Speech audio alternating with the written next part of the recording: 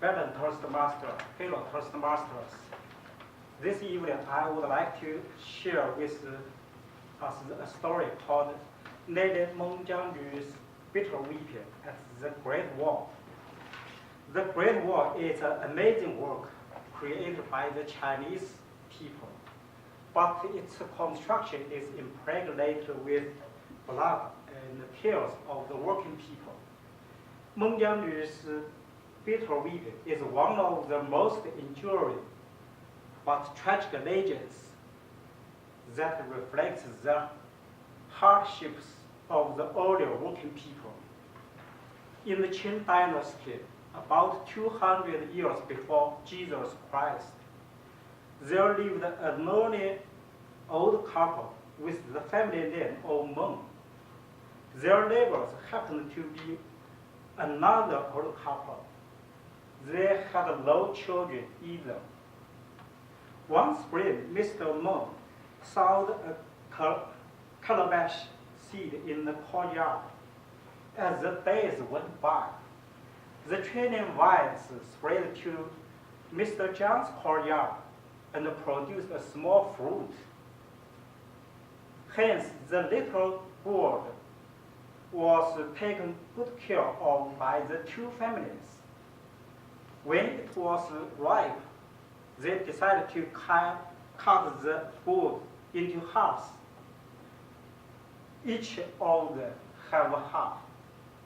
To their astonishment, the calabash gourd contained a little baby girl. They were very excited and gave her the name MengJiangu, indicating the daughter of both Mengs and Jiangs. The last pronunciation Yu means daughter. Year by year, MengJiangu grew into a beautiful and industrious young lady. She fell in love with Fan Qiliang, an honest, well-mannered, and handsome gentleman. And this gentleman nourished a deep affection for her. With the blessing of the parents, a wedding ceremony was held for the young couple. Unfortunately, that night, Mr. Fan Qiliang was taken away by force to build the Great Wall. During the time, the year-round strenuous work on the wall and ubiquitous atrocities on the site had cost numerous civilians' lives. This exacerbated an enforced conscription of common people to sacrifice them to the wall construction. Hence, not even a piece of news came back. The time wore on slowly for Miss MengJiangu because she was very worried about her husband very much. 1 year later, in late autumn, MengJiangu made cotton-packed clothes for Fan Qiliang and began the long-distance waiting to look for her husband alone.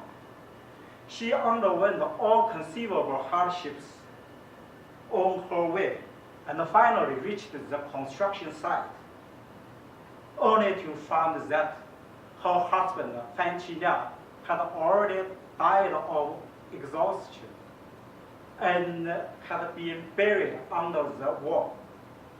Upon hearing the news, she was so distressed that she wept herself out at the foot of the wall for 3 days. Suddenly, with a tremendous noise, boom, a 250-mile-long section of the Great Wall collapsed over her bitter wheel. Many skeletons buried under the wall were exposed, not being able to recognize the body of his husband. MengJiangu bit her finger until it bled and prayed to the god to help her in a way that her blood would sink into the very body of her husband's body. She proceeded to drip the blood to the corpse, only watching it run off time and again. With the pity of the god, she finally succeeded in finding her dead husband's remains. Qin Shi Huang, the first emperor in the Chinese history, was informed of the collapse of the wall. This tyrant was shocked and very angry and determined to punish MengJiangu. However, at the first sight of the elegant and pretty lady, she was attracted by MengJiangu's beauty and demand her to marry him instead. How can MengJiangu marry a tyrant who killed her husband? If she had the capacity and ability, she would have killed the tyrant immediately.